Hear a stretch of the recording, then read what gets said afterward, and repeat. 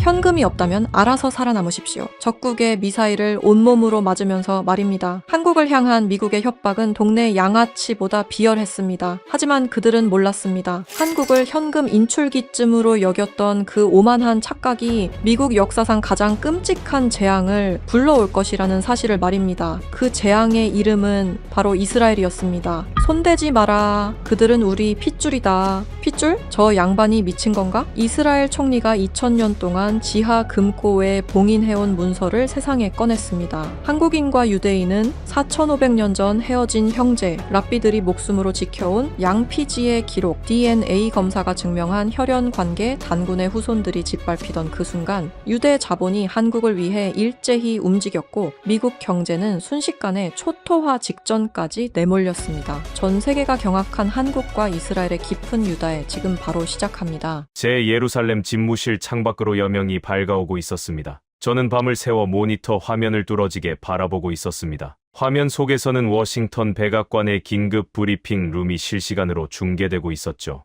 브리핑 rum을 가득 메운 수백 명의 기자들은 소리조차 내지 못할 만큼 무거운 침묵에 휩싸여 있었습니다. 단상 중앙에는 미국 대통령이 특유의 거만하고도 위협적인 표정으로 서 있었습니다. 그의 등 뒤로는 국무장관과 상무부 장관이 마치 점령군의 장수들처럼 꼿꼿하게 버티고 섰습니다. 오늘 위대한 미국은 더 이상 동맹이라는 이름 뒤에 숨어 우리의 국부를 갉아먹는 무임승차자들을 용납하지 않을 것임을 선언합니다. 미국 대통령의 입에서 튀어나온 첫 문장은 그야말로 섬뜩했습니다. 저는 이스라엘 국가안보보좌관으로서 30년 넘게 국제 정세의 최전선에서 온갖 권모술수와 전쟁을 지켜봐왔습니다. 하지만 동맹국을 향해 저토록 노골적이고 적대적인 언사를 내뱉는 국가 원수의 모습은 처음 보는 광경이었습니다. 대통령은 손에 든 서류를 흔들며 낭독을 이어갔습니다. 그 내용 하나하나는 대한민국이라는 국가의 숨통을 정확히 끊어놓기 위해 정교하게 설계된 독극물이나 다름없었습니다. 첫째, 한국은 미국의 안보 우산 아래서 경제적 번영을 누려왔습니다. 이제 그 정당한 대가를 치러야 합니다. 주한미군 방위비 분담금을 현재의 10배로 인상합니다. 둘째, 불공정한 무역으로 미국 노동자들의 피눈물을 뽑아간 한국산 수출품 전 품목에 즉각적으로 25%의 징벌적 상호 관세를 부과합니다. 저는 제 귀를 의심했습니다. 방위비 10배 인상만으로도 주권 국가에 대한 엄청난 모욕이자 협박이었습니다. 그런데 모든 수출품에 25%의 관세를 매기겠다는 것은 사실상 수출주도 국가인 한국의 경제 명주를 단숨에 끊어버리겠다는 사형 선고였습니다. 하지만 가장 끔찍하고 경악스러운 요구는 세 번째였습니다. 셋째, 한국은 미국의 첨단 기술 생태계를 무단으로 침해하고 막대한 이익을 독식해왔습니다. 이에 대한 징벌적 배상과 동맹안보 기여금의 명목으로 3,500억 달러의 현금을 60일 이내에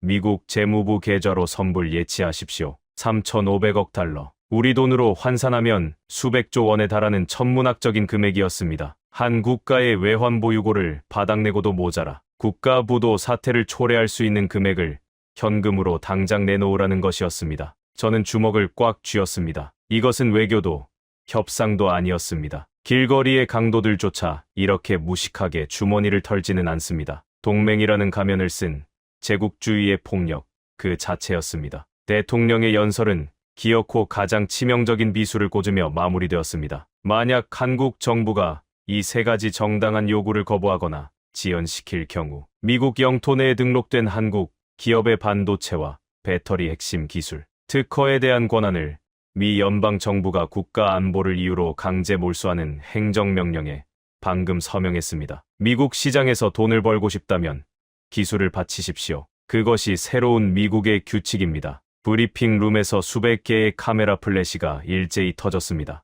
저는 모니터 전원을 거칠게 꺼버렸습니다. 피가 거꾸로 솟는 기분이었습니다. 한국 기업들이 지금의 반도체와 배터리 기술을 완성하기 위해 얼마나 많은 밤을 새우고 얼마나 많은 엔지니어들이 피와 땀을 쏟아부었는지 저는 누구보다 잘 알고 있었습니다. 수십 년의 뼈를 깎는 노력으로 이루어낸 세계 최고의 기술을 깡패 같은 패권국의 법안, 서명 한 번으로 전부 도둑맞게 생겼습니다. 바로 그때 제 책상 위에 직통보안 전화가 요란하게 울리기 시작했습니다. 발신처는 서울이었습니다. 저는 급히 수화기를 들었습니다. 엘라자르 보좌관님, 저 백도연입니다. 한국 국정원 제1차장 백도연의 목소리는 험하게 갈라져 있었습니다. 평소 어떤 위기 앞에서도 냉철함을 잃지 않던 그의 목소리에 짙은 절망과 공포가 서려 있는 것을 저는 단번에 느낄 수 있었습니다. 차장님, 브리핑은 모두 들었습니다. 대체 한국 정부는 어떻게 대응할 계획입니까? 아무것도 할 수 없습니다. 대통령실은 완전히 패닉에 빠졌습니다. 외교부를 통해 수십 번 백악관에 연락을 취했지만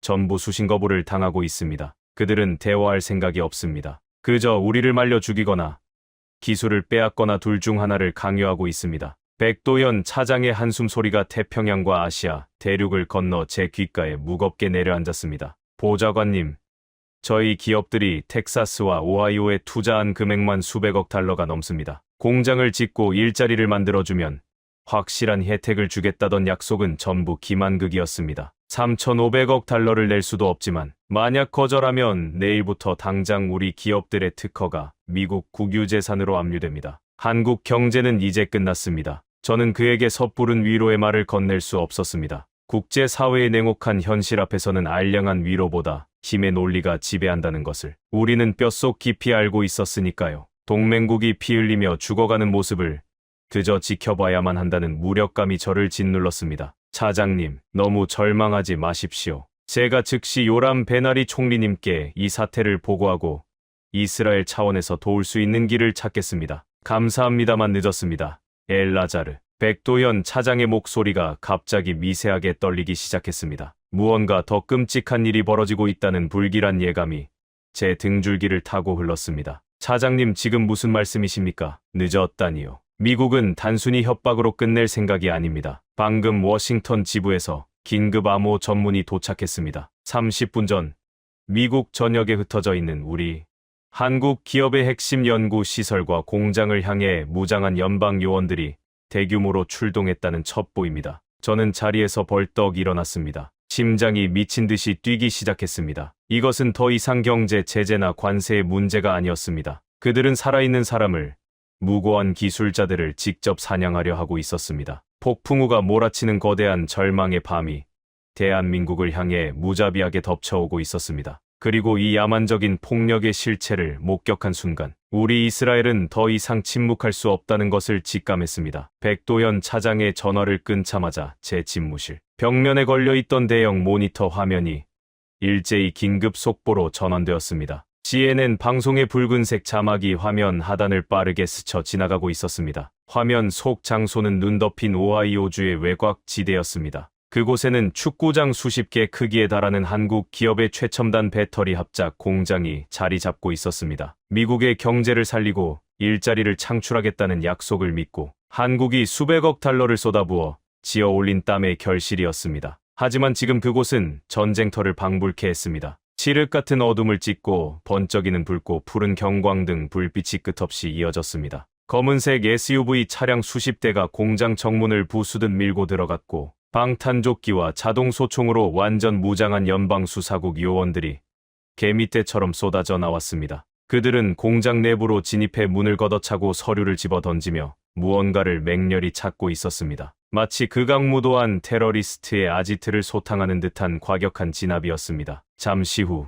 텔레비전 화면에 믿을 수 없는 광경이 펼쳐졌습니다. 세계 최고 수준의 수율을 자랑하던 생산 라인에서 밤낮 없이 일하던 한국인 엔지니어들이 짐승처럼 끌려 나오고 있었습니다. 방진복도 채 벗지 못한 사람, 당황하여 맨발로 뛰어나온 사람, 그리고 추위에 떨며 억울함을 호소하는 사람들이었습니다. 무장 요원들은 그들의 등 뒤로 거칠게 플라스틱 수갑을 채웠습니다. 화면 너머로 헬리콥터의 굉음과 사람들의 비명이 뒤섞여 들려왔습니다. 범죄의 온상을 척결하는 듯한 기자의 상기된 목소리가 흘러나왔습니다. 지금 이 시각 연방정부 주도 아래 오하이오 배터리 공장과 텍사스의 반도체 생산 라인에 대한 동시다발적인 압수수색이 진행되고 있습니다. 당국은 이들이 비자 규정을 위반했으며 미국의 국가 안보에 심각한 위협을 가하는 기술 유출 혐의를 받고 있다고 밝혔습니다. 체포된 수백 명의 외국인 기술자들은 전원 출국이 금지되며 그들의 모든 자산은 즉각 동결됩니다. 저는 급히 백도연 차장에게 다시 전화를 걸었습니다. 차장님, 지금 뉴스를 보고 있습니다. 이게 대체 무슨 짓입니까? 어떻게 동맹국의 기술자들을 저렇게 무자비하게 짓밟을 수 있습니까? 백도현 차장의 목소리는 이제 분노를 넘어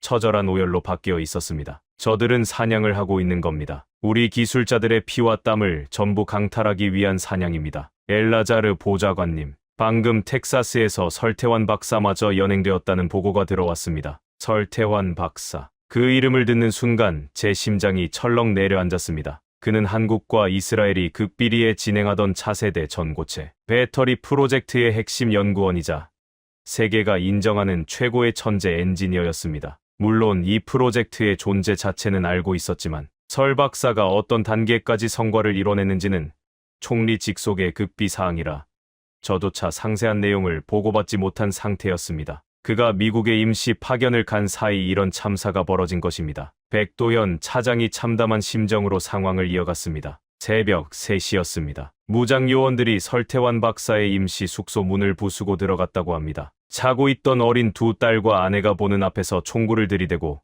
박사님을 바닥에 엎드리게 했습니다. 가족들이 울며 매달렸지만 요원들은 아랑곳하지 않고 노트북과 연구 자료가 담긴 모든 하드디스크를 쓸어 담았습니다. 그리고 설 박사님의 여권을 빼앗고는 국가 반역죄에 준하는 혐의로 연행해버렸습니다. 20년 동안 배터리만 연구하며 청춘을 바친 분입니다. 그 피눈물 나는 세월의 대가가 수갑이라니요. 저는 주먹으로 책상을 강하게 내리쳤습니다. 책상 위에 커피잔이 엎어지며 검은 액체가 서류 위로 번져나갔습니다. 이것은 명백한 약탈이었습니다. 안보라는 그럴듯한 명분을 핑계 삼아 한국의 뇌관인 핵심 인재와 데이터를 통째로 집어삼키려는 미국의 추악한 속내였습니다. 기술 주권을 되찾겠다는 명분 아래 자신들의 영토에 투자하러 온 동맹국의 뒤통수를 후려치고 모든 것을 갈취하는 국가 단위의 거대한 강도질이었습니다. 한국 정부는 대체 뭘 하고 있는 겁니까? 대사관은 움직이지 않습니까? 미국 국무부는 우리 대사의 면담 요청을 철저히 묵살하고 있습니다. 오히려 백악관은 방금 전 추가 성명을 내고 72시간 안에 3,500억 달러를 입금하지 않으면 억류된 기술자들을 연방교도소에 수감하겠다고 협박하고 있습니다. 한국의 주가는 개장과 동시에 곤두박질 치고 있고 외환시장은 붕괴 직전입니다. 우리는 인지를 잡힌 채 속수무책으로 당하고 있습니다. 아무런 힘이 없습니다. 전화를 끄는 저는 가쁜 숨을 몰아쉬었습니다. 70년을 함께 피 흘리며 싸워온 혈맹을 하루아침에 노예로 전락시키려는 패권국의 잔인함에 온몸에 털이 곤두서는 듯했습니다. 대한민국은 홀로 캄캄한 절벽 끝에 서 있었습니다. 아무도 그들에게 손을 내밀지 않았습니다. 세계의 경찰을 자처하던 제국이 이제는 세계 제1의 폭군이 되어 선량한 동맹국을 물어뜯고 있었습니다. 저는 더 이상 지체할 수 없었습니다. 코트도 걸치지 않은 채 집무실을 뛰쳐나와 곧장 요람 베나리 이스라엘 총리의 관저로 향했습니다. 새벽의 차가운 예루살렘 공기가 제 얼굴을 때렸지만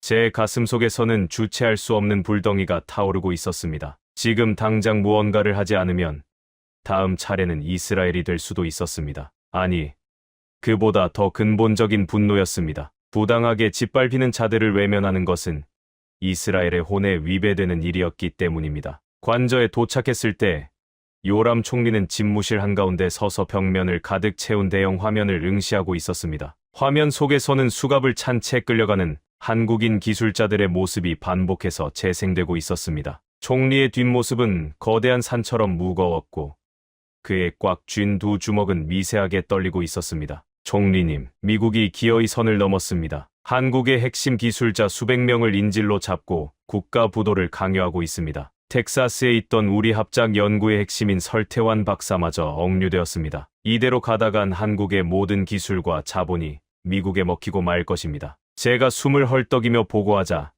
요람 총리가 천천히 뒤를 돌아보았습니다. 그의 눈동자에는 슬픔과 분노, 그리고 형언할 수 없는 깊은 결의가 소용돌이치고 있었습니다. 엘라자르, 자네는 30년 동안 수많은 전쟁과 외교의 참상을 보아왔지. 하지만 지금 벌어지는 저 광경은 단순한 외교적 마찰이 아니네. 저것은 인간의 피와 땀, 그리고 한 국가가 일궈낸 숭고한 역사를 힘으로 짓밟는 야만이네. 총리의 목소리는 낮았지만 집무실의 공기를 무겁게 짓누를 만큼 강렬했습니다. 미국은 70년 우방인 한국을 헌신짝처럼 내버렸네. 자신들의 탐욕을 채우기 위해 가장 충직했던 친구의 등에 비수를 꽂았어. 전 세계가 미국의 힘에 굴복하여 침묵하고 있지만 우리는 다를세. 이스라엘은 결코 저들의 만행을 좌시하지 않을 것이네. 총리님, 하지만 미국을 상대로 전면전을 벌일 수는 없습니다. 이스라엘 역시 미국의 지원과 군사적 협력이 절대적으로 필요합니다. 백악관을 자극하면 우리도 무사하지 못할 것입니다. 제 현실적인 만류에도 요람 총리는 단호하게 고개를 저었습니다. 그의 얼굴에는 일말의 두려움도 없었습니다. 오히려 2000년의 세월을 뛰어넘는 거대한 사명감에 휩싸인 듯했습니다. 미국이 세상을 지배하는 시대는 오늘로 끝났네. 우리는 저 거만한 제국에게 진정한 형제애가 무엇인지, 그리고 그들이 건드려서는 안 될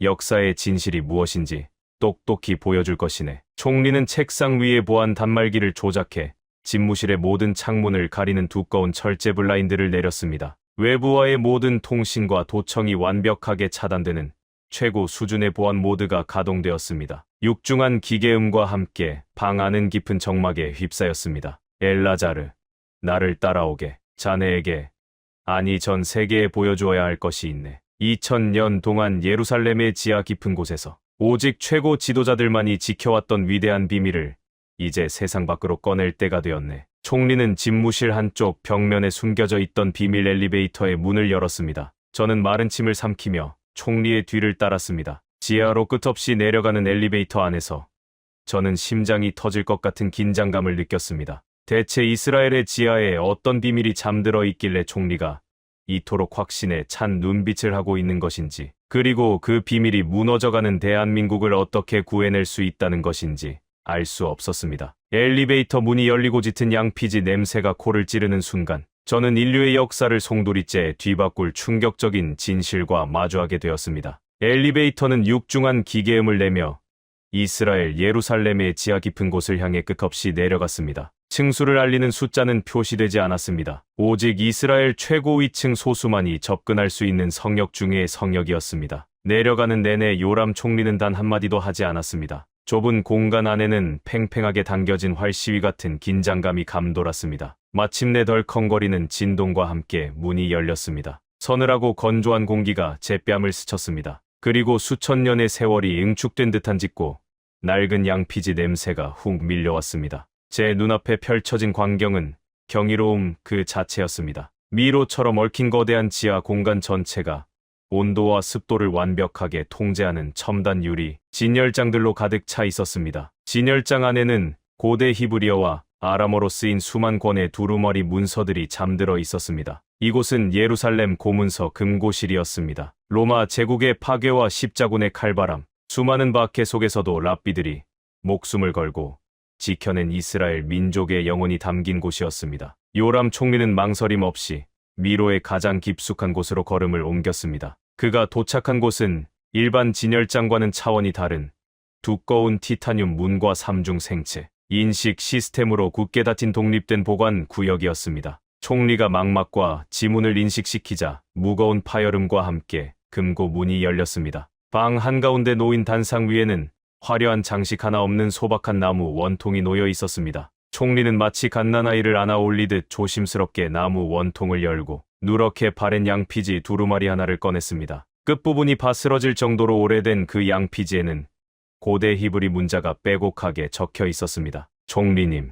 대체 이것이 무엇입니까? 제가 국가안보보좌관으로 일하며 이스라엘의 모든 1급 기밀 문서를 열람했지만 이 문서의 존재는 단 한 번도 들어본 적이 없습니다. 제가 조심스럽게 묻자 요람 총리는 두루마리를 펼치며 묵직한 목소리로 대답했습니다. 이것은 단군 연대기라네. 단군 연대기. 그 낯선 발음에 저는 당혹감을 감출 수 없었습니다. 총리의 손가락이 양피지 위를 천천히 짚어 나갔습니다. 기원전 8세기 아시리아 제국의 무자비한 침공으로 북이스라엘 왕국이 멸망했을 때를 기억하는가? 그때 10개의 지파가 세계 각지로 뿔뿔이 흩어지며 역사 속으로 사라졌지. 우리는 그들을 잃어버린 10지파라고 부르네. 학자들은 그들이 서쪽이나 아프리카로 도망쳐 동화되었다고 믿고 있지. 하지만 이 문서는 전혀 다른 진실을 말해주고 있네. 총리의 눈동자가 어두운 조명 아래서 형형하게 빛났습니다. 모두가 서쪽으로 간 것은 아니었어. 단 지파와 아셀 지파를 주축으로 한 거대한 무리가 동쪽 끝, 해가 떠오르는 척박한 땅을 향해 목숨을 건 기나긴 엑소더스를 시작했지. 그들은 파미르 고원을 넘고 끝없는 대륙을 지나 마침내 아시아의 동쪽 끝자락 한반도라 불리는 땅에 도착했네. 저는 숨소리조차 낼 수 없었습니다. 총리가 번역해주는 히브리어 문장의 내용은 인류의 상식을 뒤엎는 것이었습니다. 그 낯선 땅에서 우리 조상들은 곰과 호랑이를 숭배하던 토착 세력, 바로 단군의 후예들과 마주쳤네. 놀라운 것은 두 민족이 서로를 배척하지 않았다는 것이지. 그들은 너무나도 닮아 있었네. 백이민족이라 불리며 흰옷을 숭상하는 전통, 제단에 피를 뿌려 하늘에 제사를 지내는 풍습, 심지어 나무로 만든 문설주에 피를 바르는 유월절의 전통마저 비슷했어. 무엇보다 세상을 치유하라는 우리의 티쿤 올람, 사상과 널리 인간을 이롭게 하라는 그들의 홍익인간 철학은 본질적으로 완벽하게 하나였지. 총리는 양피지를 쓰다듬으며 말을 이었습니다. 그들은 서로 피를 나눴네. 단군의 핏줄과 이스라엘의 핏줄이 결합하여 새로운 민족을 잉태한 것이지. 엘라자르, 우리는 4500년 전 헤어졌던 핏줄이네. 한국인은 영적인 의미를 넘어 유전학적이고 역사적인 우리의 진짜 형제란 말일세. 저는 머릿속이 하얗게 흩어지는 것을 느꼈습니다. 총리님, 그것은 너무나 충격적입니다. 하지만 이것이 그저 랍비들이 남긴 신화나 은유적 표현일 수도 있지 않습니까? 어떻게 그 오랜 세월 전의 일이. 제 반문에 요람 총리는 엷은 미소를 지으며 품에서 얇은 서류 봉투 하나를 꺼내 건넸습니다. 봉투에는 이스라엘 최고 과학연구소와 한국의 서울대학교 유전자 연구센터의 직인이 선명하게 찍혀 있었습니다. 나 역시 처음 이 총리직에 올라 이 문서를 인계받았을 때 자네처럼 의심했지. 그래서 지난 10년간 극비리의 양국의 DNA 하플로그룹 교차 검증 프로젝트를 진행시켰네. 그리고 그 결과는 내 평생의 가치관을 뒤흔들어 놓았지. 한국인의 유전자 깊은 곳에서 중동 기원의 고대 이스라엘인 유전자가 뚜렷하게 발견되었네. 무려 200만 명이 넘는 한국인이 우리와 정확히 일치하는 피를 품고 살아가고 있다는 과학적 증거라네. 총리의 목소리가 지하 금고실을 무겁게 울렸습니다. 서류 속 그래프와 데이터는 한치의 오차도 없이 두 민족의 핏줄이 연결되어 있음을 증명하고 있었습니다. 저는 그제야 총리가 왜 그토록 단호하게 미국에 맞서려 했는지, 왜 수갑을 차고 끌려가는 한국 기술자들을 보며 그토록 분노했는지 깨달았습니다. 미국은 70년 전 지정학적 이익과 돈의 논리로 한국과 손을 잡았지. 이익이 사라지니 동맹의 등에 비수를 꽂고 저들의 피와 땀을 갈취하려 하고 있네. 하지만 우리는 달라. 4500년 전 피를 나눈 진짜 형제네. 피는 계약보다 진하고 역사는 달러보다 무거운 법이야. 총리는 양피지를 다시 조심스럽게 원통에 넣으며 저를 똑바로 바라보았습니다. 그의 눈동자에는 세계 최강대국 미국을 향한 선전포고의 불꽃이 타오르고 있었습니다. 미국은 지금 최악의 오판을 했네. 동쪽의 형제들이 가진 저력과 우리가 가진 지혜가 만나면 어떤 파괴력을 낳을지. 저 오만한 백악관은 상상조차 하지 못하고 있어. 그들이 빼앗으려는 기술은 형제들의 생명줄이네. 우리는 결코 그 생명줄이 끊어지도록 방관하지 않을 것이야. 총리가 자리에서 일어섰습니다. 엘라자르, 지금 즉시 모든 은밀한 외교 채널을 가동하게. 한국 국정원 제1차장 백도연을 텔아비브로 비밀리에 입국시켜야 하네. 단 한 명의 미국 정보원도 눈치채서는 안 돼. 이제 저 오만한 제국에게 피를 나눈 형제들이 어떻게 세상을 뒤집는지 보여줄 시간이네. 저는 벅차오르는 가슴을 억누르며 고개를 숙였습니다. 예루살렘의 지하 수십 미터 아래에서 전 세계의 패권을 송두리째 뒤흔들 거대한 폭풍이 막 태동하고 있었습니다. 미국이라는 거대한 골리앗을 무너뜨릴 4000년 혈맹의 첫 만남이 코앞으로 다가오고 있었습니다. 총리의 지시가 떨어진 그날부터 모든 비밀 채널이 전속력으로 가동되었습니다. 사흘간의 치밀한 준비 끝에 이스라엘 텔아비브 남쪽에 위치한 팔마이 공군 기지의 활주로에는 칠흑 같은 짙은 어둠이 깔려 있었습니다. 지중해에서 불어오는 매서운 바닷바람이 코트를 파고들었지만 저는 활주로 끝을 응시하며 미동조차 하지 않았습니다. 자정이 훌쩍 넘은 시각, 활주로 위로 불빛을 모두 끈 군요. 수송기 한 대가 유령처럼 소리 없이 미끄러지듯 내려앉았습니다. 미국 중앙정보국과 국가안보국의 전방위적인 위성 감시망을 철저하게 피하기 위해 튀르키예와 키프로스 상공을 우회하며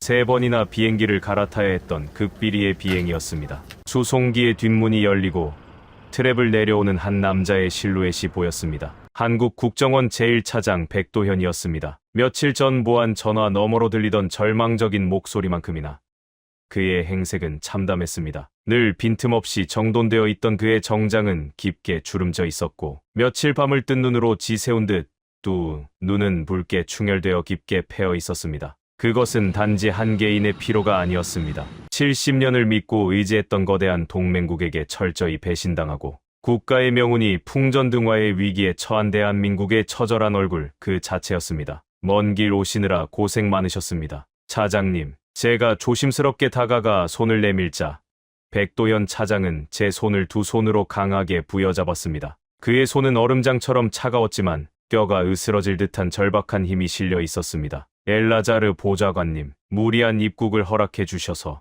진심으로 감사합니다. 하지만 제게 허락된 시간이 많지 않습니다. 지금 이 순간에도 미국의 연방수사국 조사실에서는 우리 기술자들이 짐승처럼 취조를 받고 있습니다. 설태환 박사님의 가족들은 길거리로 나앉을 위기에 처했고 내일 아침이면 미국의 3,500억 달러 지불 시한이 끝납니다. 당장 내일 대한민국의 모든 배터리와 반도체 특허가 미국 정부의 소유로 넘어갑니다. 우리는 숨통이 끊어지기 직전입니다. 그의 갈라진 목소리가 밤 공기를 갈랐습니다. 저는 말없이 고개를 끄덕이고는 그를 준비된 방탄 차량으로 안내했습니다. 차량은 텔아비브 외곽의 인적 드문 해안 도로를 달려 외부에는 평범한 물류 창고로 위장된 이스라엘 정보부의 최고 등급 안가로 진입했습니다. 안가의 두꺼운 철문이 열리자 그곳에는 요람 베나리 총리가 홀로 꼿꼿하게 서서 우리를 기다리고 있었습니다. 총리는 방 안으로 들어서는 백도현 차장을 향해 깊은 연민과 존중을 담아 다가갔습니다. 백도현 차장은 서둘러 고개를 숙이며 입을 열었습니다. 총리님, 이렇게 직접 뵙게 되어 영광입니다. 대한민국을 대표하여 간곡히 부탁드립니다. 미국을 움직일 수 있는 외교적 카드는 이제 이스라엘밖에 남지 않았습니다. 저희가 가진 모든 정보망과 중동에서의 경제적 이권을 내어놓겠습니다. 제발 우리 기술자들만이라도 무사히 한국으로 돌아올 수 있도록 미국 백악관을 설득해 주십시오. 70년 우방의 배신 앞에 저희는 모든 힘을 잃었습니다. 차장의 눈동자가 절망으로 심하게 흔들리고 있었습니다. 벼랑 끝에 내몰린 한 국가의 수장이 얼마나 비참한 심정으로 자존심을 꺾고 있는지 여실히 느껴졌습니다. 하지만 요람 총리는 백도현 차장의 제안에 고개를 저었습니다. 총리의 거절에 백도현 차장의 얼굴이 하얗게 질려가는 순간 총리가 무겁고도 따뜻한 목소리로 말했습니다. 백도현 차장, 당신들은 우리에게 아무것도 내어줄 필요가 없소. 그리고 미국 백악관에 구걸하는 일도 없을 것이오. 우리는 저 오만한 제국에게 자비를 구하는 것이 아니라 그들이 스스로 무릎을 꿇고 용서를 빌게 만들 작정이니 말이오. 백도현 차장은 총리의 입에서 나온 믿을 수 없는 호언장담에 멍한 표정을 지었습니다. 세계 최강대국을 상대로 무릎을 꿇게 만들겠다니. 그것은 일개 국가의 총리가 함부로 입에 담을 수 있는 말이 아니었습니다. 총리는 말없이 탁자 위로 걸어가 며칠 전 예루살렘 지하 금고에서 꺼내왔던 그 낡은 양피지 두루마리와 두툼한 서류철을 꺼내어 백도현 차장 앞으로 밀어주었습니다. 이것이 무엇입니까? 4,500년의 시간을 뛰어넘어 우리가 당신들을 위해 목숨을 걸고 싸워야만 하는 단 하나의 명백한 이유요. 총리의 눈짓에 제가 서류철을 펼쳐보였습니다. 차장님, 이것은 이스라엘 히브리 대학교 유전공학연구소와 한국의 서울대학교 최고 권위자들이 지난 10년간 극비리에 진행해온 양국 국민의 DNA 하플로그룹 교차 분석 결과 보고서입니다. 이 수치를 보십시오. 한국인들의 북의 유전자인 Y 염색체와 목의 유전자인 미토콘드리아, DNA 깊은 곳에서, 중동에서 기원한 고대, 이스라엘인 특유의 유전자 마커가 엄청난 비율로 일치하고 있습니다. 백도현 차장의 눈이 서류의 그래프와 숫자를 빠르게 훑어내려갔습니다. 정보기관의 수장인 그조차도 이 과학적이고도 명백한 증거 앞에서는 호흡을 주체하지 못했습니다. 총리가 그에게 단군 연대기의 비밀을 천천히 그리고 엄숙하게 설명하기 시작했습니다. 고대 아시리아의 침공을 피해 동쪽 끝해가 뜨는 한반도로 향했던 잃어버린 지파의 엑소더스, 그리고 그곳에서 만난 백이 민족과 피를 나누고 하나가 되었던 경이로운 역사의 파노라마가 좁은 안가를 가득 채웠습니다. 미국이 자랑하는 동맹이라는 것은 고작 70년 전 서로의 이익을 위해 맺어진 얄팍한 종이 쪼가리에 불과하오. 이익이 사라지면 언제든 웃으며 등에 칼을 꽂는 것이 저들이 말하는 동맹이지. 하지만 백도현 차장, 우리는 다르오. 우리는 4500년 전 아시아의 동쪽 끝에서 짐승의 가죽을 나누어 덮고 함께 피를 뿌려 하늘에 제사를 지내며 생사를 함께했던 진짜 형제요. 총리의 목소리가 젖어들고 있었습니다. 수천 년 동안 우리 유대인은 나라 없이 전 세계를 떠돌며 박해받고 학살당했소. 가장 춥고 배고플 때 우리의 동쪽 형제들을 잊은 적이 없었지만 살아남기 위해 침묵해야만 했소. 하지만 이제는 다르오. 우리는 스스로를 지킬 힘을 가졌소. 그런데 감히 오만한 제국주의자들이 내 형제의 피와 땀을 빼앗고 수갑을 채워 길거리에 내동댕이 쳤소. 이것은 한국에 대한 공격이 아니라 우리 민족의 심장에 대한 공격이요. 그 순간이었습니다. 철인이라 불리며 평생을 냉혹한 정보전의 최전선에서 살아온 백도현 차장의 눈에서 굵은 눈물이 툭 하고 떨어져 내렸습니다. 한 방울, 두 방울 떨어지던 눈물은 이내 주체할 수 없는 거대한 오열로 변했습니다. 그는 탁자를 짚고 어깨를 들썩이며 소리내어 울었습니다. 가장 굳건하다고 믿었던 세계 제1의 강대국 미국에게 처참하게 짓밟히고 조롱당하며 전 세계 그 누구도 선뜻 한국의 편에 서주지 않던 끔찍한 고립감, 그 차갑고 캄캄한 절망의 바다 한가운데서 지구 반대편의 나라 이스라엘이 내민 손은 단순한 구원의 손길이 아니었습니다. 그것은 핏줄이 끌어당기는 거대한 운명의 포옹이었습니다. 총리님, 정말 감사합니다. 저희는 모든 것을 잃었다고 생각했습니다. 철저하게 혼자라고 생각했습니다. 눈물로 범벅이 된 백도현 차장이 요람 총리의 손을 부여잡고 깊이 고개를 숙였습니다. 총리는 그의 어깨를 강하게 감싸 안았습니다. 70년의 가짜 동맹이 무너진 폐허 위에서 4500년의 진짜 혈맹이 마침내 부활하는 순간이었습니다. 저 역시 눈시울이 붉어지는 것을 참으며 창밖에 짙은 밤하늘을 바라보았습니다. 한참의 시간이 흐르고 감정을 추스른 백도현 차장이 붉어진 눈으로 결연하게 고개를 들었습니다. 총리님, 형제국의 숭고한 뜻은 뼛속 깊이 새겼습니다. 하지만 현실은 너무나 냉혹합니다. 미국의 압도적인 경제력과 군사력 앞에서 고대사의 진실이나 DNA 결과만으로는 백악관의 폭주를 막을 수 없습니다. 그들이 내일 당장 특허를 몰수하면 우리는 대응할 무기가 없습니다. 그의 절망적인 질문에 요람 총리는 미소를 지으며 백도현 차장의 어깨에서 손을 떼었습니다. 총리의 눈동자에는 전 세계를 향해 던질 가장 파괴적인 반격의 불꽃이 이글거리고 있었습니다. 눈물을 닦으십시오, 차장님. 전쟁은 지금부터입니다. 백악관의 심장을 단숨에 꿰뚫어버릴 절대적인 무기가 이미 우리의 손에 쥐어져 있습니다. 그리고 그 무기를 깨울 결정적인 열쇠가 방금 기적처럼 이곳 텔아비브에 도착했으니까요. 요람 총리의 확신에 찬 목소리가 텔아비브의 낡은 안가를 가득 채웠습니다. 절대적인 무기, 그리고 기적처럼 도착한 열쇠. 그 말이 무엇을 의미하는지 백도현 차장과 저는 아직 온전히 이해하지 못하고 있었습니다. 총리는 더 이상의 설명을 생략한 채 즉시 우리를 밖으로 이끌었습니다. 인적이 끊긴 텔아비브 외곽의 군사 비행장에는 레이더에 잡히지 않는 특수 스텔스 헬리콥터 한 대가 거친 프로펠러 소리를 내며 대기하고 있었습니다. 우리는 말없이 헬리콥터에 올랐습니다. 기체가 어두운 밤하늘로 솟구쳐 오르자 창밖으로는 수천 년의 역사를 품은 이스라엘의 대지가 까마득하게 멀어져 갔습니다. 우리의 목적지는 이스라엘 남부, 생명체라고는 찾아볼 수 없는 척박하고 끝없이 펼쳐진 네게브 사막이었습니다. 황량한 모래바람만이 휘몰아치는 사막의 한가운데 겉보기에는 버려진 군사 훈련장처럼 보이는 낡은 콘크리트 벙커 앞에 헬리콥터가 내려앉았습니다. 하지만 벙커 안으로 들어서자 상상을 초월하는 세계가 펼쳐졌습니다. 삼중으로 된 티타늄 방폭문을 지나 지하로 수십 미터를 내려가자 축구장 3개를 합친 것보다 거대한 규모의 초현실적인 지하 비밀 연구소가 그 찬란하고 위압적인 위용을 드러냈습니다. 사막의 열기와는 정반대로 수백 대의 양자 컴퓨터가 뿜어내는 열기를 식히기 위한 서늘한 냉각 공기가 연구소 안을 가득 채우고 있었습니다. 하얀색 방진복을 입은 수백 명의 다국적 연구원들이 숨막히는 침묵 속에서 분주하게 움직이고 있었습니다. 그리고 그 거대한 연구소의 중심부, 가장 밝은 조명이 내리쬐는 통제실 한가운데에 한 남자가 뒷모습을 보이며 서 있었습니다. 수척해진 어깨, 헝클어진 머리카락. 하지만 그가 뿜어내는 지독한 집중력만큼은 주변의 공기마저 압도하고 있었습니다. 백도현 차장의 발걸음이 돌연 그 자리에 얼어붙었습니다. 그의 두 눈이 튀어나올 듯 커졌고 턱은 덜덜 떨리기 시작했습니다. 아니, 이게 어떻게? 설태환 박사님, 정말 설태환 박사님이십니까? 백도현 차장의 절규에 가까운 부름에 화면을 뚫어지게 바라보던 남자가 천천히 뒤를 돌아보았습니다. 피로에 지친 창백한 얼굴이었지만 그의 두 눈동자만큼은 사막의 맹수처럼 형형하게 빛나고 있었습니다. 분명 며칠 전 미국 연방수사국 요원들에게 수갑이 채워진 채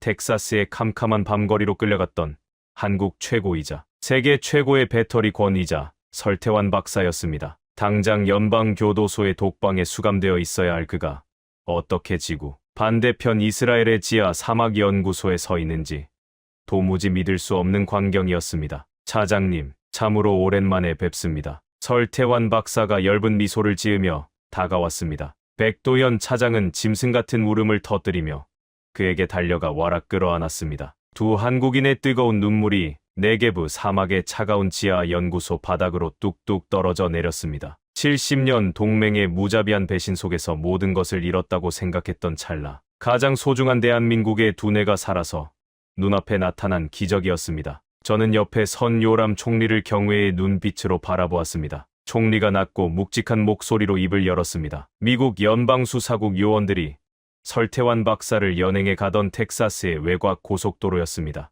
사실 미국의 움직임을 사전에 감지한 이스라엘 정보부 모사드의 최정예 요원들이 이미 현장에 매복하고 있었지. 요원들은 고속도로 일대의 전력망을 20분간 완벽하게 마비시키는 블랙아웃을 일으켰네. 칠흑 같은 어둠 속에서 전자교란 장치로 호송 차량의 시동을 끄고 연방수사국 요원들이 당황한 사이 연막탄을 터뜨려 단 3분 만에 박사를 구출했어. 그리고 박사와 체격이 비슷한 가짜 요원을 수갑을 채워 차량에 남겨두었지. 미국 정부가 가짜라는 것을 알아채기도 전에 박사님은 모사드의 비밀 전용기를 타고 대서양을 건너 이곳 텔아비브로 무사히 들어오셨네. 이것은 명백한 전쟁 행위나 다름없었습니다. 세계 최강대국 미국의 본토 한가운데서 연방수사국의 호송 차량을 털어 핵심 인지를 빼내오다니. 이스라엘이 한국을 위해, 아니 우리 4500년 형제를 위해 얼마나 엄청난 위험을 감수했는지 보여주는 소름 돋는 증거였습니다. 백도현 차장은 총리를 향해 허리가 땅에 닿을 듯 깊은 절을 올렸습니다. 감격적인 재회의 시간이 지나고 설태환 박사가 붉어진 눈시울을 닦아내며 연구실 중앙의 홀로그램 영사기 앞으로 우리를 안내했습니다. 그의 표정은 이제 핍박받던 기술자가 아니라 세상을 지배할 무기를 손에 쥔 사령관의 얼굴로 변해 있었습니다. 백 차장님, 엘라자르 보좌관님, 미국이 왜 그토록 무리수를 두며 저를, 그리고 우리 한국의 기술자들을 납치하려 했는지 아십니까? 방위비 10배 인상이나 3,500억 달러의 관세는 그저 거칠애일 뿐입니다. 그들의 진짜 목적은 단 하나, 바로 이곳 네게브 사막에서 우리 한국과 이스라엘이 지난 5년간 목숨을 걸고 비밀리에 공동 개발해온 이 궁극의 무기를 빼앗기 위함이었습니다. 설태환 박사가 통제판의 버튼을 누르자 홀로그램 영사기에서 푸른빛이 뿜어져 나오며 허공의 작은 마이크로 칩 하나가 입체로 떠올랐습니다. 어른의 새끼 손톱보다도 작은 검고 매끄러운 칩이었습니다. 이것이 바로 오만한 제국 미국의 정보통신 패권을 단숨에 붕괴시키고 새로운 세계 질서를 창조할 절대 무기, 그 이름하여 K-다위 칩입니다. K-다위 칩.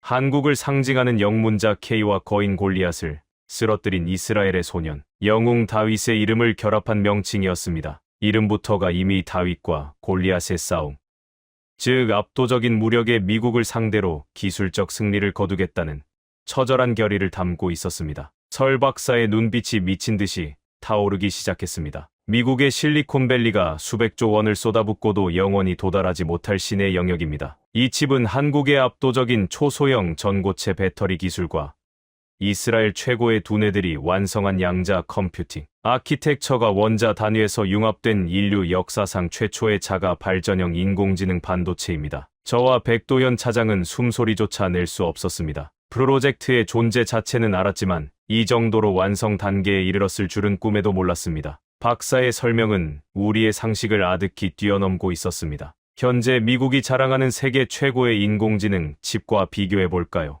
연산 속도는 무려 1000배가 빠릅니다. 100배가 아니라 1000배입니다. 하지만 진짜 공포는 속도가 아닙니다. 기존의 반도체는 엄청난 전력을 소모하고 끔찍한 발열을 냅니다. 하지만 우리 한국 엔지니어들이 뼈를 깎아 만든 전고체 배터리막을 이 칩 내부에 나노 단위로 코팅했습니다. 이 K다위 칩은 외부 전력이 아예 필요 없습니다. 스스로 주변의 미세한 온도 변화와 정전기, 심지어 공기 중의 전파 에너지를 흡수하여 영구적으로 자가 충전합니다. 발열은 제로에 가깝습니다. 설 박사의 목소리가 연구소의 돔 천장을 쩌렁쩌렁 울렸습니다. 이것이 상용화되면 어떤 일이 벌어지는지 아십니까? 미국의 거대 기술 기업들이 수조 원을 들여 짓고 있는 축구장, 10개 크기의 데이터 센터를 이 칩 수천 개가 들어간 작은 신발 상자 크기 하나로 대체할 수 있습니다. 스마트폰에 이 칩을 넣으면 평생 충전기를 꽂을 필요가 없습니다. 전기차에 이 칩이 탑재되는 순간 단 한 번의 충전으로 무려 10,000km를 쉬지 않고 달릴 수 있게 됩니다. 백도현 차장의 두 다리가 미세하게 떨리고 있었습니다. 저 역시 온몸의 털이 곤두서는 끔찍하고도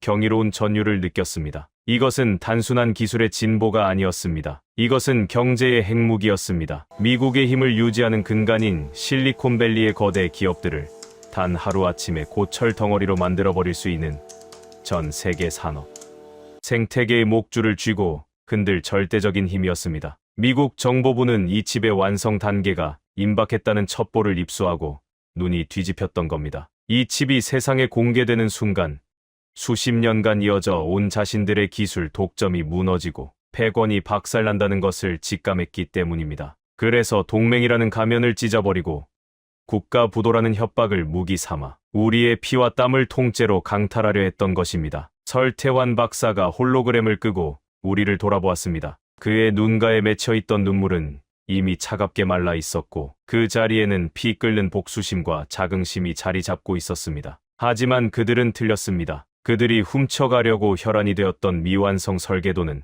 제가 이미 모조리 파기했습니다. 완벽한 K다위 칩의 설계도는 오직 제 머릿속과 이스라엘의 지하 벙커 슈퍼컴퓨터에만 존재합니다. 이곳에 도착한 직후부터 이스라엘의 최고 엔지니어들과 밤을 새우며 마침내 최종 양산형 프로토타입의 생산을 이곳 네게브 사막과 한국의 평택 비밀 공장에서 동시에 끝마쳤습니다. 설태환 박사가 손을 내밀자 조수 한 명이 묵직한 은빛 서류 가방을 들고 왔습니다. 가방이 열리자 그 안에는 촘촘히 배열된 검은색 K다위 칩들이 영롱한 빛을 내며 담겨 있었습니다. 거대한 제국 미국을 무릎 꿇릴 4,000년 형제들의 압도적인 반격의 무기가 세상에 그 찬란한 모습을 드러내는 순간이었습니다. 백도현 차장은 떨리는 손으로 그 작은 칩 하나를 집어들었습니다. 70년 동안 미국의 눈치를 보며 그들의 기술 패권 아래서 숨죽이고 굽신거려야만 했던 대한민국의 억울하고 서러운 역사가 주마등처럼 스쳐 지나가는 듯했습니다. 하지만 이제 모든 것이 역전되었습니다. 힘이 없어서 핍박받던 동쪽의 작은 나라가 형제의 손을 잡고 세계 최강대국의 명주를 거머쥐게 된 것입니다. 요람 총리가 묵직한 발걸음으로 백도현 차장과 설태환 박사의 어깨를 감싸 안았습니다. 미국은 3,500억 달러라는 터무니없는 청구서를 우리 형제에게 내밀었소. 하지만 우리는 저 작은 칩 하나로 미국 경제 전체를 인질로 잡은 셈이요. 그 어떤 거대 기업도 이 K다위 칩 없이는 단 한 걸음도 미래로 나아갈 수 없게 되었소. 이제 누가 누구에게 무릎을 꿇고 구걸해야 하는지 전 세계가 똑똑히 보게 될 것이요. 바로 그 순간이었습니다. 제 품 안에 있던 암호화된 정보통신기가 요란하게 진동했습니다. 긴급 메시지를 확인한 제 얼굴이 굳어지며 입가에는 비릿한 미소가 번졌습니다. 총리님, 방금 텔아비브 관저에서 긴급 연락이 도착했습니다. 주 이스라엘 미국 대사 리처드 블렌차드가 노발대발하며 총리님과의 독대를 요구하며 관저로 쳐들어왔다고 합니다. 백악관의 지시를 받고 우리를 향해 협박의 칼을 빼든 것이 분명합니다. 그 소식을 들은 요람 총리의 눈동자가 사냥감을 포착한 맹수처럼 서늘하게 빛났습니다. 아주 잘 되었군. 사신이 제 발로 무덤을 찾아왔으니 기꺼이 환영해 주어야지. 자, 엘라자르, 예루살렘으로 돌아가세. 오만한 제국의 대사에게 결코 거절할 수 없는 지옥의 청구서를 내밀 시간이 다가왔네. 네게브 사막의 비밀 연구소를 뒤로하고 예루살렘 총리 관저로 돌아온 것은 동이 트기 직전에 이른 새벽이었습니다. 관저 1층 접견실 앞에는 성조기 배지를 단 덩치 큰 경호원들이 위압적으로 서 있었습니다. 접견실 안에서 뿜어져 나오는 분노 섞인 고함 소리가 복도 전체를 쩌렁쩌렁 울리고 있었습니다. 주 이스라엘 미국 대사 리처드 블랜차드였습니다. 그는 워싱턴의 강경파 중에서도 가장 오만무례하기로 소문난 인물로 동맹국을 마치 미국의 속국 대하듯 취급하는 것으로 악명이 높았습니다. 요람 총리가 접견실 문을 열고 들어가자 소파에 거만하게 다리를 꼬고 앉아있던 블랜차드 대사가 용수철처럼 튕겨 일어났습니다. 그의 얼굴은 분노로 붉게 달아올라 있었습니다. 총리님, 이스라엘이 감히 우리 미국의 등에 칼을 꽂으려 하는 인사말조차 생략한 뻔뻔하고도 공격적인 첫마디였습니다. 총리는 표정 변화 없이 천천히 자신의 책상 뒤로 걸어가 의자에 앉았습니다. 저 역시 총리의 뒤에 서서 이 오만한 제국의 사신을 차갑게 노려보았습니다. 대사, 이스라엘은 누구의 등에도 칼을 꽂은 적이 없소.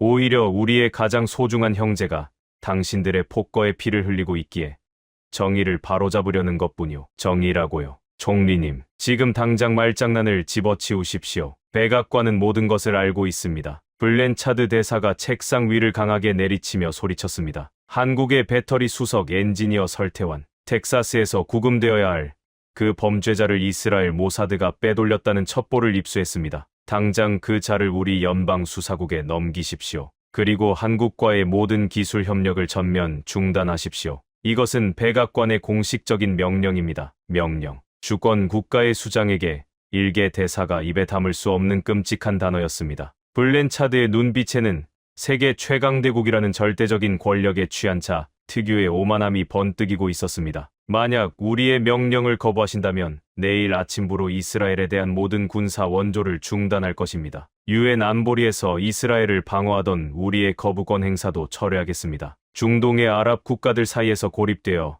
피말라 죽고 싶지 않다면 고작 한국 따위의 하청 국가를 위해 미국과 각을 세우는 어리석은 짓은 포기하십시오. 그의 협박은 치명적이었습니다. 군사 원조와 외교적 방패가 사라진다면 이스라엘은 당장 생존을 위협받게 됩니다. 과거의 이스라엘이었다면, 아니 다른 평범한 국가의 지도자였다면 이 끔찍한 협박 앞에서 창백하게 질려 고개를 숙였을 것입니다. 그러나 요람 총리의 입가에는 오히려 서늘하고도 비릿한 미소가 번졌습니다. 블랜차드 대사, 당신은 방금 중대한 실수를 3가지나 저질렀소. 총리의 낮고 차분한 목소리가 접견실의 공기를 순식간에 얼어붙게 만들었습니다. 첫째, 당신들은 훔쳐서는 안 될 남의 물건을 탐냈소. 설태환 박사는 범죄자가 아니라 당신들의 강도질을 피해 도망친 피해자요. 둘째, 내 조국 이스라엘을 향해 감히 명령이라는 단어를 입에 올렸소. 그리고 셋째, 총리가 서랍을 열고 두툼한 검은색 서류철을 꺼내 블랜차드 대사의 앞으로 밀었습니다.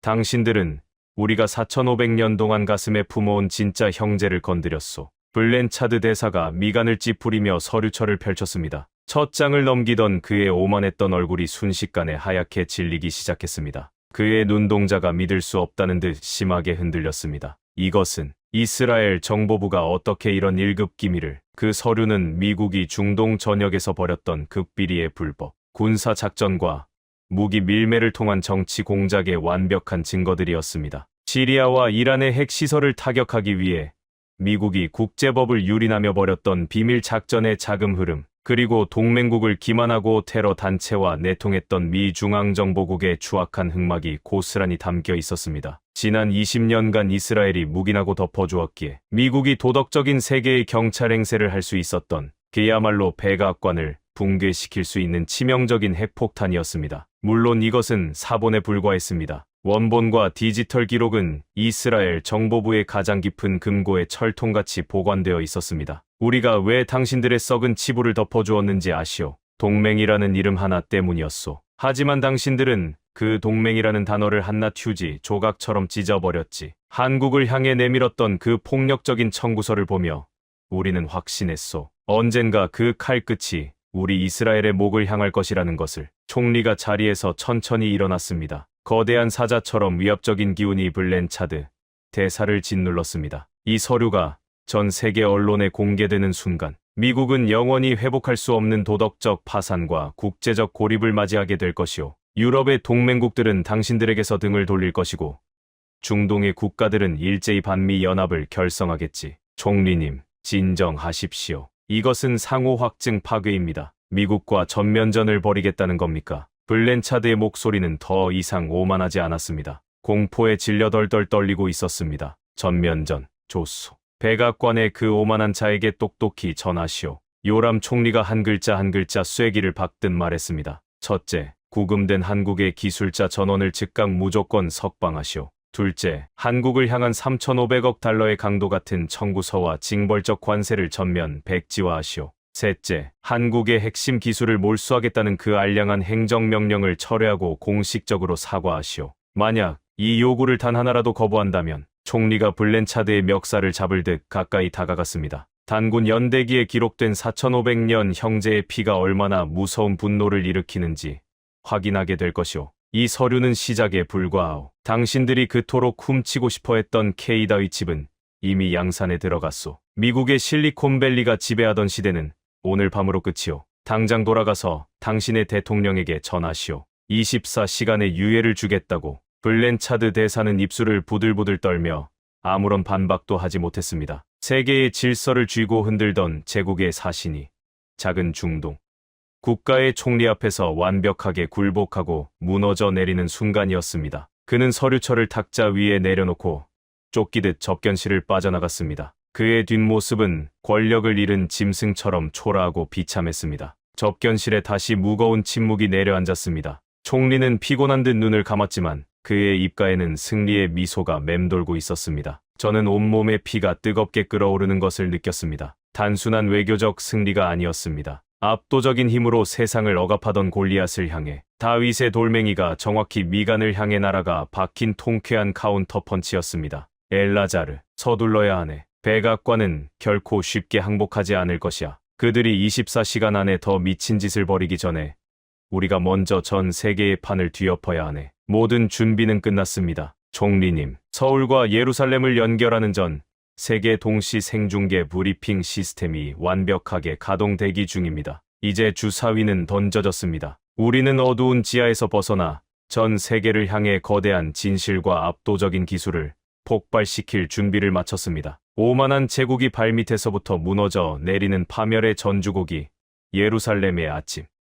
해와 함께 서서히 울려 퍼지기 시작했습니다. 새로운 세계 질서의 주인공이 등장할 무대에 막이 오르고 있었습니다. 오만한 제국의 대사가 쫓기듯 물러간 지 불과 몇 시간 후 전 세계의 이목은 대한민국 서울과 이스라엘 예루살렘으로 집중되었습니다. 인류 역사상 유례가 없는 양국 동시 생중계 브리핑이 예고되었기 때문입니다. 예루살렘의 대형 컨벤션 센터에는 CNN, BBC, 알자지라 등 수백 명의 외신 기자들이 발 디딜 틈 없이 모여들었습니다. 단상 뒤편으로 설치된 초대형 스크린은 정확히 반으로 나뉘어 왼쪽은 서울의 브리핑 룸을, 오른쪽은 제가 서 있는 예루살렘의 현장을 실시간으로 비추고 있었습니다. 마침내 무대 위로 이스라엘의 요람 베나리 총리와 스크린 너머 서울의 대한민국 대통령이 동시에 모습을 드러냈습니다. 수천 개의 카메라 플래시가 눈이 멀 것 같이 터져 나왔습니다. 웅성거리던 장내는 두 정상의 비장한 표정 앞에서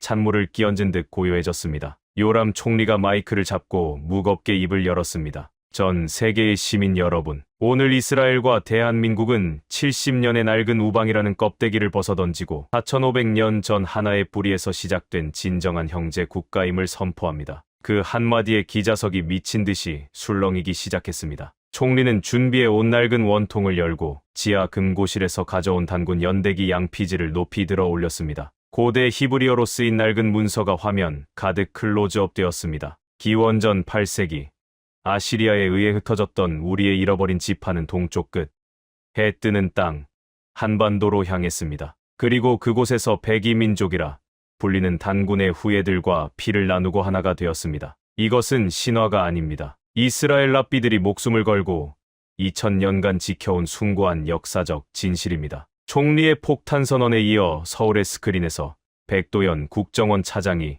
단상 위로 올라섰습니다. 그의 등 뒤로 거대한 DNA 구조, 그래프가 선명하게 띄워졌습니다. 대한민국 서울대학교와 이스라엘 히브리 대학교가 10년간 교차 검증한 유전자 데이터입니다. 보시다시피 한국인의 혈통 깊은 곳에는 고대 중동 이스라엘인의 특이 유전자 마커가 명백하게 각인되어 있습니다. 우리 두 민족은 과학적으로 증명된 완벽한 혈연 관계입니다. 우리는 4,500년 전 헤어졌던 핏줄을 기적처럼 다시 찾은 것입니다. 기자석에서는 경악에 찬 비명과 웅성거림이 터져 나왔습니다. 역사와 과학이 결합된 완벽하고도 충격적인 증거 앞에서 외신 기자들은 미친 듯이 자판을 두드리기 시작했습니다. 미국의 부당한 핍박 속에 외롭게 고립된 줄 알았던 한국이 중동의 최강자 이스라엘이라는 피를 나눈 절대적인 우군을 등에 업고 화려하게 부활하는 순간이었습니다. 하지만 진짜 폭발은 그 다음이었습니다. 장내의 소란이 채 가라앉기도 전에 며칠 전 미국 연방수사국에 의해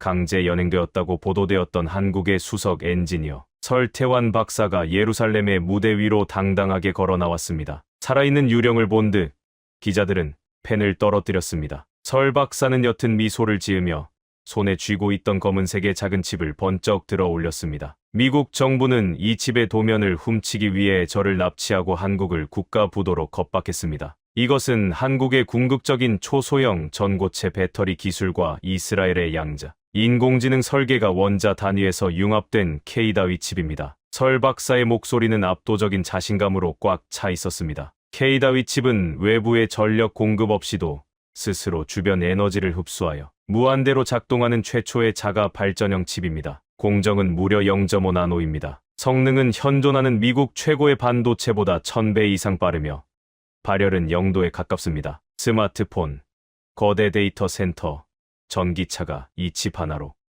기존의 상식을 완전히 파괴하는 새로운 진화를 이룩하게 될 것입니다. 그리고 이 절대적인 기술의 소유권은 오직 대한민국과 이스라엘 두 형제 국가만이 절반씩 공유합니다. 현장에서 생생한 시연이 시작되었습니다. 거대한 슈퍼컴퓨터 수십 대가 며칠을 꼬박 매달려야 하는 방대한 우주 기상 시뮬레이션 데이터가 전원 라인조차 없는 작은 K다위 칩 하나를 통해 단 10초 만에 완벽하게 홀로그램으로 렌더링되어 허공에 펼쳐졌습니다. 그 경이로운 광경에 기자들은 숨을 멈추었고 누군가는 오마이갓을 외치며 머리를 감싸 쥐었습니다. 방송이 송출된 지 불과 1시간 만에 전 세계의 금융시장은 문자 그대로 뒤집어졌습니다. K다위 칩의 양산 공장이 위치한 한국의 대표 기업들의 주가는 상한가를 뚫고 우주로 솟구쳤습니다. 이스라엘의 기술주들 역시 무서운 속도로 폭등했습니다. 반면 기술 패권의 몰락을 선고받은 미국의 나스닥은 개장과 동시에 피투성이가 되었습니다. 실리콘밸리의 거대 기술 기업 주가가 하루 만에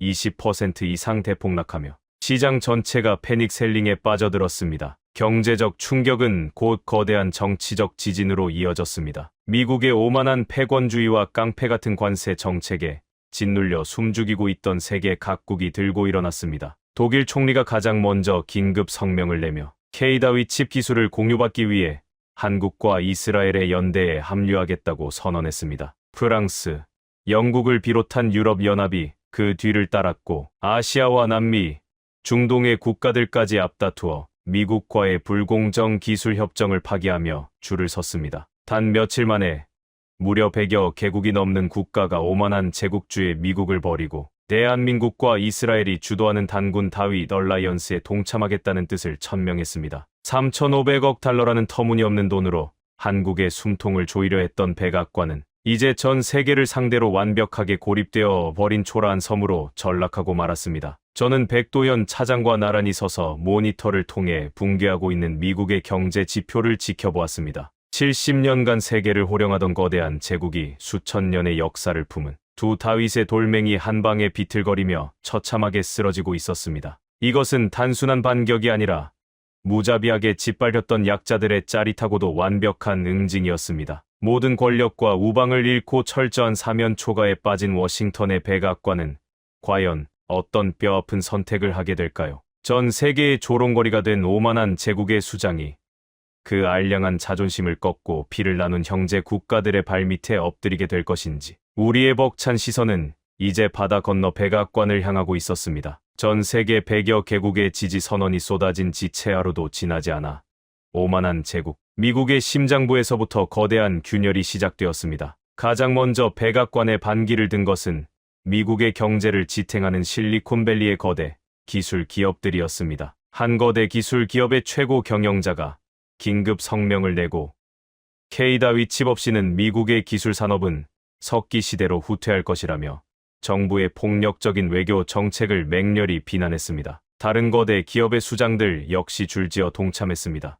기술에는 국경이 없으며 동맹의 피와 땀을 강탈하려는 깡패 같은 행정명령에 기업들은 결코 동의할 수 없다는 폭탄 선언이었습니다. 월스트리트의 거물급 투자자들은 보유하고 있던 미국 국채를 미친 듯이 내다 팔며 한국과 이스라엘의 기업으로 자본을 대거 이동시켰습니다. 뉴욕의 심장부와 워싱턴의 거리에는 정부의 외교 참사를 규탄하는 수십만 명의 성난 시민들이 쏟아져 나왔습니다. 외부로는 전 세계의 완벽한 고립을, 내부로는 자국 최고의 기업들과 국민들의 맹렬한 반란을 마주하게 된 백악관은 그야말로 처참한 침몰의 위기에 직면했습니다. 무소불위의 권력을 휘두르며 동맹국을 짓밟으려 했던 오만한 골리앗이 제 발에 걸려 허우적거리는 비참한 꼴이었습니다. 그리고 운명의 날, 백악관 로즈가든에 전 세계의 카메라가 집중되었습니다. 단상에 오른 미국 대통령의 걸음걸이는 며칠 전 그토록 거만했던 모습은 온데간데 없이